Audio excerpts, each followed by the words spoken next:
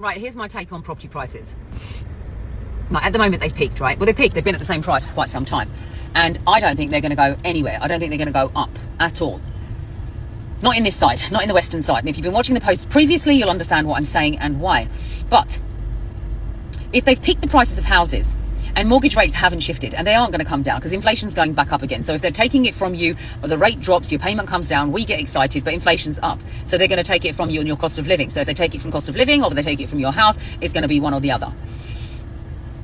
Now, the point is if you've got a debt against you on your home, my advice is sell it and downsize and get rid of the debt for starters.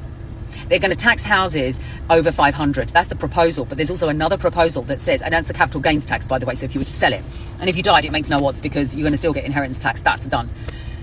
But they're also talking about putting a universal tax if you own property. So if you factually own assets, they don't want you to own them.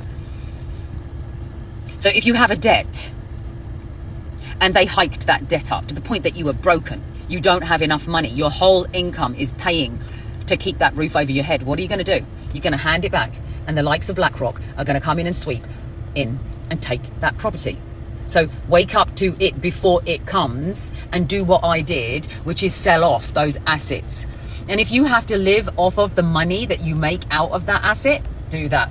Shift it to another country where this kind of social scoring, criminal streets, tax hikes, cost of living doesn't exist, because we are fortunate. If we're in the West, if we're in the UK, that money is worth quite a lot in a different country. Secure yourself with visas and citizenship if you can get it in another country, so you can go there. Use the money from this country to buy yourself a property so you don't have that as an expense. And if there's enough money left over, invest it in some sort of business or some sort of fund, because those big corporations, the trillion pound corporations, are still going to be there. They're going to be in existence, but are they going to want you to have some of what they have?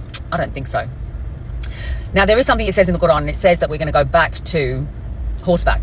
Quran or Hadith, whatever. Somebody tried to correct me on it. I don't care, because I understand. I see things, I store things. And what I have stored is that we are going to go back to horseback. So prepare yourself too. Like these ecosystems that people are creating, growing their own, generating their own electricity, doing all of that. That's what we're going back to. And that's what we need to go back to, because that foresight that exists in the guidance of the books, they're there to tell us something of what we are in now, and we're in it. You know, periods before, when I was growing up, none of this. We were growth. We were in that period of, you know, where this wasn't occurring. So horseback, learn to ride, learn to archer, learn to hunt, but get yourself back into the basic scene of the world the way that it was before all of this craziness by mankind was created.